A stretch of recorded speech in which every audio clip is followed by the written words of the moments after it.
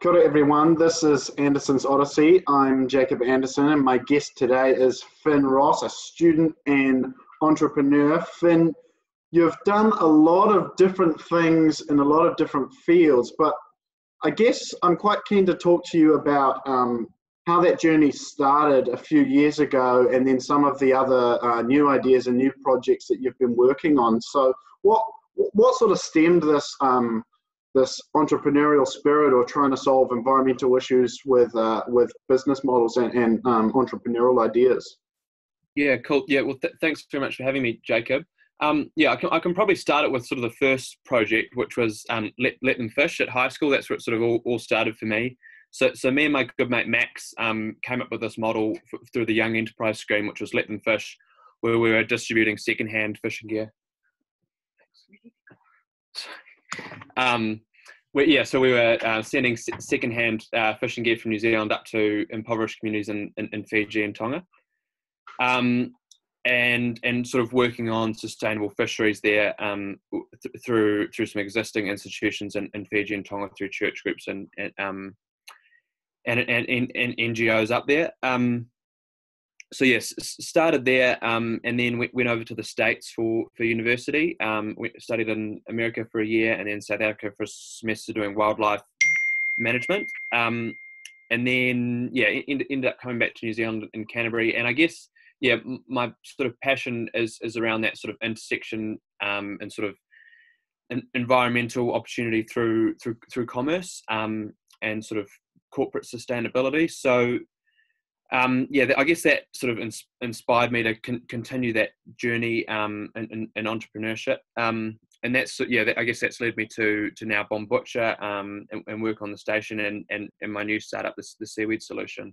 So Bombucha, this new alcoholic kombucha. Unfortunately, we can't be meeting in real life with a few cans, but you guys want to.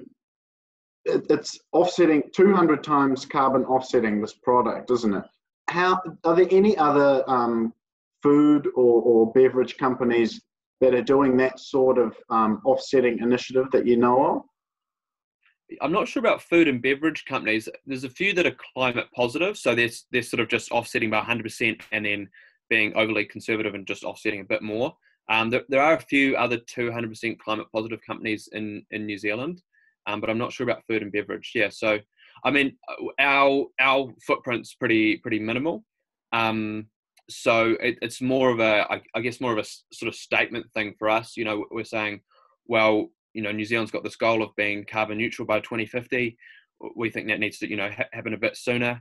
And I guess businesses like us that are in a position to do it, it's actually the administration of it and offsetting's actually not as expensive as you'd think. And that goal of 2050 being net zero, we're actually going to need a lot more than that. We're going to need to go climate positive because we've got gigatons of carbon that we've got to sequester from the last few years of commercial activity. So and I think that's one thing that a lot of people don't realize. For a lot of companies, it's not that expensive to offset. Especially the small and medium-sized businesses. We're the same at Blake.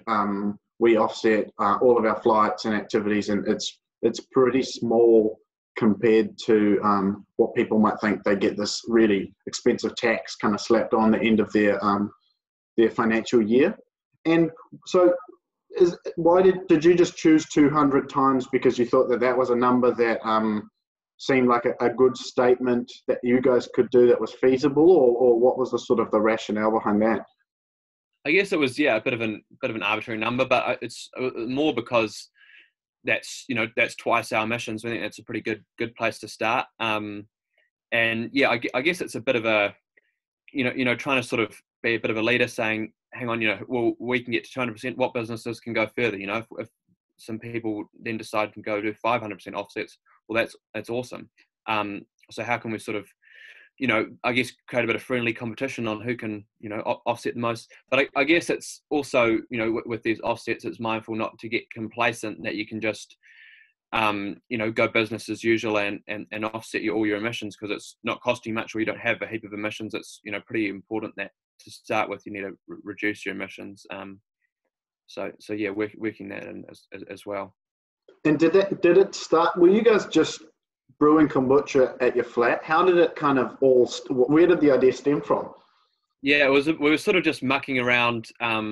Is it me and my three flatmates mixing up a few things as you do, and then had this sort of idea. Saw it's pretty big in Australia and the States, but there's not really any in New Zealand, or there wasn't a year ago. And the one or two brands that are out there are really high end.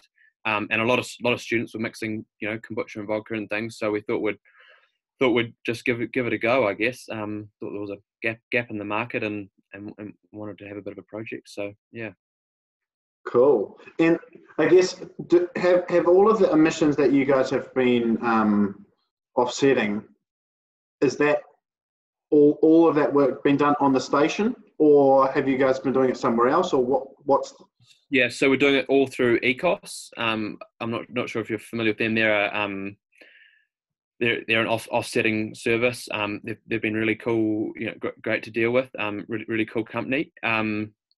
But yeah, they're all their credits are native New Zealand trees that are, also have biodiversity and water quality gains as well. So yeah, and we've been and retrospective funding as well. So our emission statement says that we've offset for this year, but we're going to try offset from last year as well. So I think a few companies are climate positive by 200%, but I'm not sure if any have been climate positive by 200% right from the founding of the company, which is quite cool.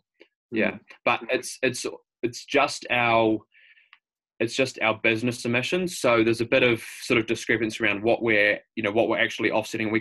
We can't offset we buy tea leaves from overseas, so we can't offset those or the can production. So we're offsetting just us as a business, what we're directly responsible for.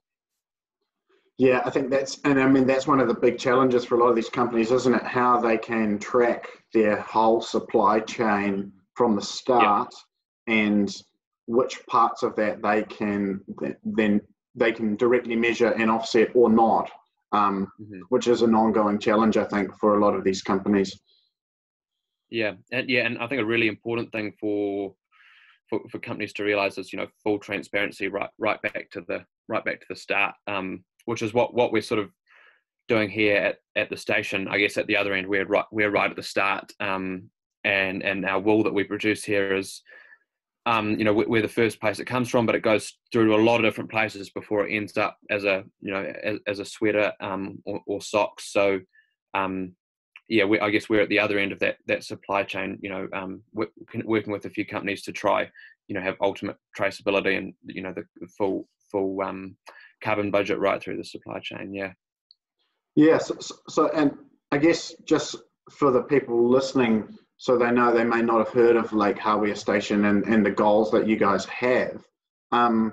What I guess do you want to give a bit of a kind of an overview of the kind of the big goals of the station, and then we can kind of get into some of the practices and things that you guys are working on? Yeah, cool. Yeah, so that's where I'm lucky enough to be calling from at the moment, Lake Hawea Station and Otago, we're half an hour out of Wanaka. Sheep and beef station, got 6,000 merino sheep, so fine wool, and a few hundred Angus cattle. And yeah, we're pretty keen on sort of being at the front of some technology and also sort of environmental performance on farm. So yeah, trying to sort of embrace some innovations there, which I can speak to briefly. But yeah, some of the environmental goals we've got. One is the big one is ultimately be the first farm in the world, or New Zealand or the world, to be 10 times carbon positive on farm. So offset all our emissions on farm by 10 times on the farm. So that's the big one. But then yeah, also as part of that, planting 10,000 trees a year for 10 years. And then also water quality, we've got lots of water quality projects as well, and which is, I guess, yeah, I think the water quality debate in New Zealand, particularly on sheep and beef properties, and sheep and beef properties occupy 40% of New Zealand land, so there's a huge opportunity there for sheep and beef properties, I think, to have a cohesive plan and be a bit more integrated into New Zealand's carbon and biodiversity goals, because it's such a huge area of land that I think doesn't really have a cohesive management strategy at the moment. But yeah, I think the freshwater debate, sort of from what I've seen, has sort of potentially drowned out a bit of the importance of biodiversity importance, and also carbon capture potential on a lot of farms. So I guess we're trying to stress that the biodiversity value we've got here. We've got 5 charismatic, critically endangered species that we're using to symbolise our biodiversity here. We've got I've got 350 species on our species list, and we're constantly adding to that. So using them as sort of a arc for those other species. And yes, I've got big trapping programs to protect the grand skink, which is the main one. We've got the second most endangered fish in New Zealand, the Clutha flathead galaxid here, but biodiversity. So got those projects, 10,000 trees, 10 times carbon positive, are the main ones, and then a few other smaller projects. And this is. You're kind of about 2 years into the goal at the moment? Yeah, only a year actually. A year as of May 1st. So we were on the farm, but we've only been running the farming operation for a year. And how long is the kind of the plan, or what's the sort of the long-term plan to try and get to that end goal, or that end point to achieve all of those objectives? Yeah, so with the 10,000 trees a year, that was going. We did 10,000 last year. We're on the way to doing 10,000 this year, but things have stalled. We can't plant now in autumn, obviously, which is unfortunate. But yeah, the carbon goal. So it's really easy for farmers to calculate their emissions. All you've got to do is put in your animals to slaughter or stock numbers. And your fuel usage, contractors, electricity, waste, really, really easy things. Any farmer can go do it pretty easily. Where it's hard is the full sequestration of your farm, and that's what we're trying to working on at the moment. So you can evaluate the ETS credits on your property, which is the New Zealand Emissions Trading Scheme carbon market in New Zealand. Farmers can go do that themselves, go online and take photos and register carbon credits, but that's only certain vegetation meets those requirements. It's got to be consistent, 1 hectare, 30 metre wide, 30% of the trees have to be more than 5 metres. So I guess a consistent forest, which is only really a fraction of the carbon that's being sequestered on farms that farmers can actually use for their budget. And at the moment, if farmers are actually registering those credits, they're better off to sell them rather than use them themselves. So, yeah, I guess the things we're trying to look at now are like soil carbon, tussock carbon, shrubland, woodlots, all those sorts of things. Trying to integrate them into our carbon budget, which is the challenge. So, yeah, I guess we're trying to put this year, our goal is to put a date on when we think we can be 10 times carbon positive.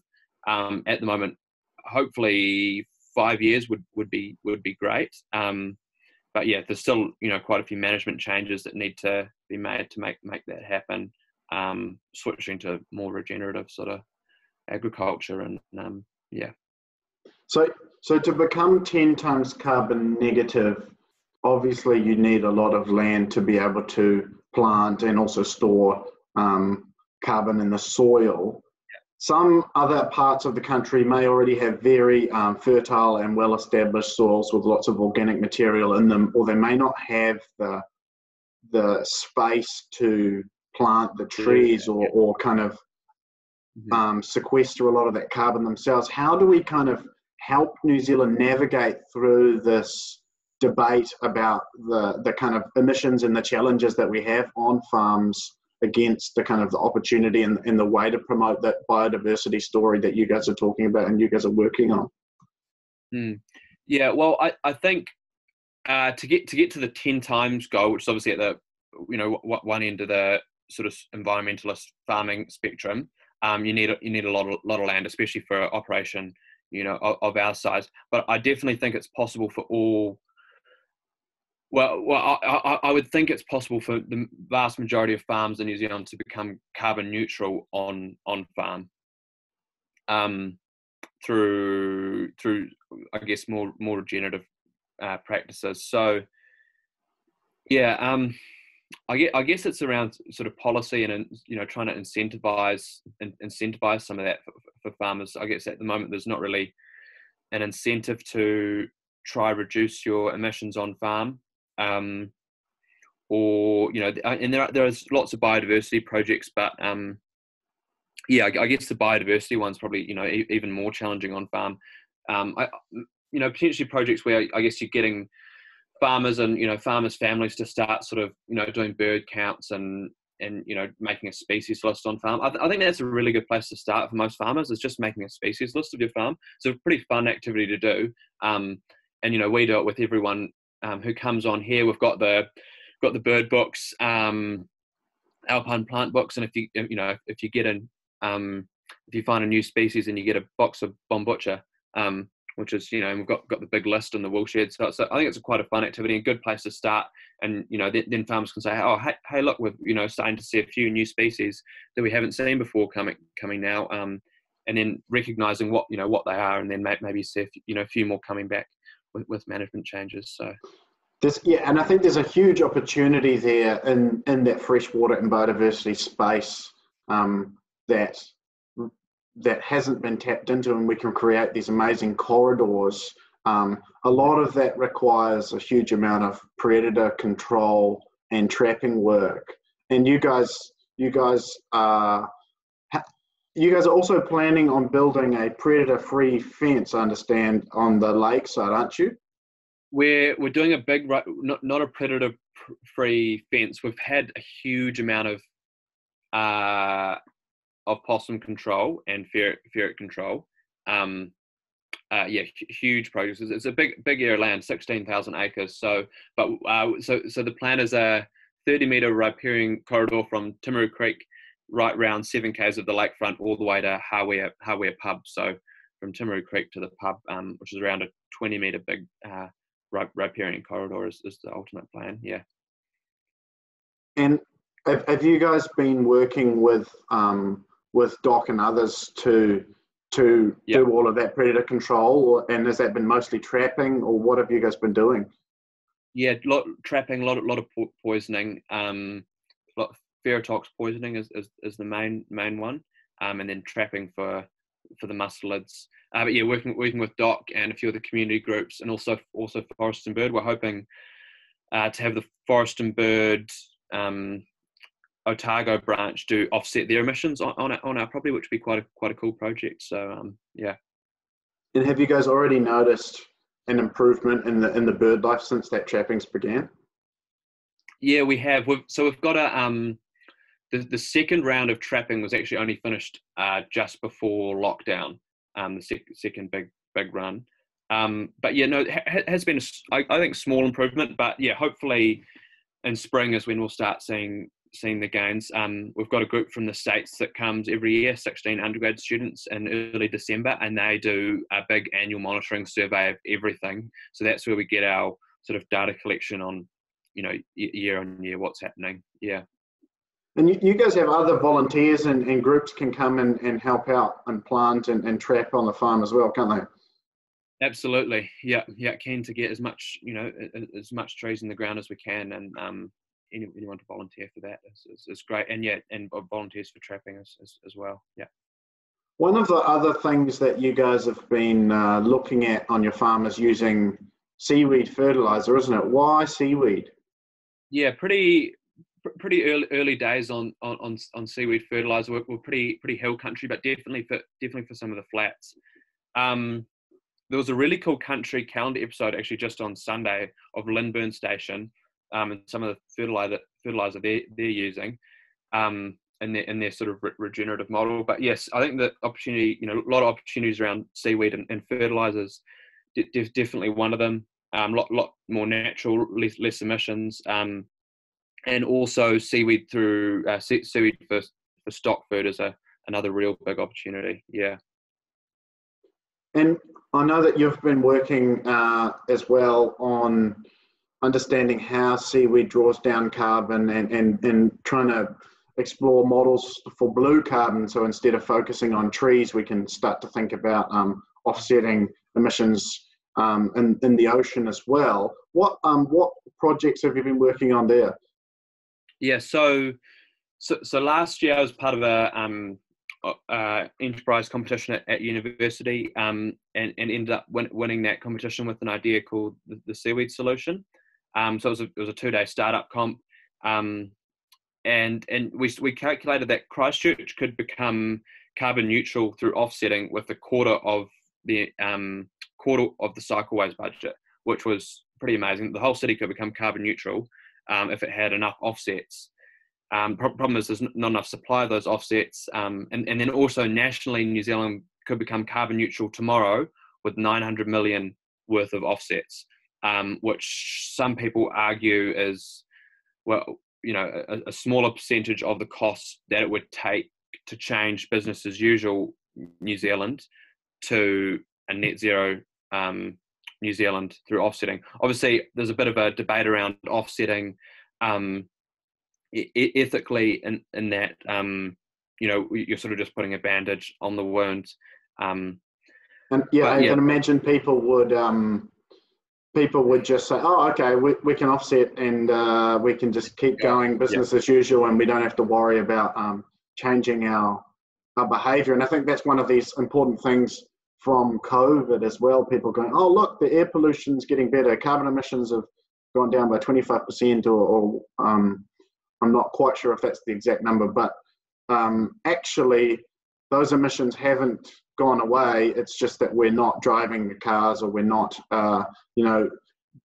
burning the energy that we need. What we actually need to do is create, when things start back up, we need to use different energy solutions and different techniques to kind of reduce emissions. So what, I guess that's interesting. If New Zealand can completely offset that way, what would that be, just by immediately purchasing credits all around the world, or just in New Zealand, or where was that modelling kind of from? That was just at the current price, the New Zealand carbon price, which is capped at $25. And that cost of $25 a tonne in New Zealand doesn't really cover the cost of native planting in New Zealand. It's, we're sort of, in some areas planting up towards $10 a tree. So it's not cost effective at all to plant native trees in New Zealand specifically for carbon credits. And if you're planting, radiata forests for carbon specifically in New Zealand, or alongside forestry, there's a big competing land use with farmland.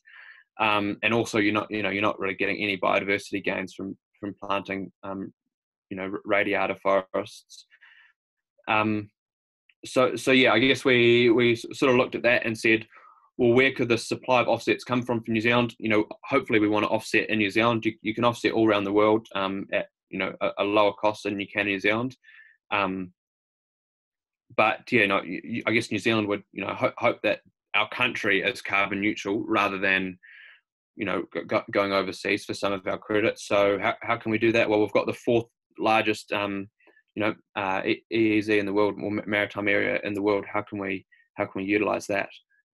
Is I guess where we started. Yeah. And one of the challenges with blue carbon, or using seaweeds and other things, is we don't have a really good understanding yet of how much carbon is directly drawn down. And so some of the work you're doing, trying to figure out better accounting around what different seaweeds can draw down, or are you looking at other things? Yeah, so it's pretty early days in this, I guess, in this blue carbon space. Especially historically, most people have been looking at blue carbon from mangroves and seagrasses, which are both amazing blue carbon sinks. But if you're looking at sort of scale, people are starting to look at macroalgae or seaweed now, being the fastest growing thing on the planet. is the Macrocystis giant kelp, which we've got in New Zealand. Not many people know that we've got the same species as they do in California with those giant kelp forests. They just don't reach the same size in New Zealand because of our sedimentation and light levels around the coast. So looking at those species, which can grow up to 0.5 meter a day, specifically for carbon, but yeah, being the fastest growing organism on the planet, they also break down really quickly. And I guess the top sort of layer of ocean exchanges carbon quite readily with the atmosphere.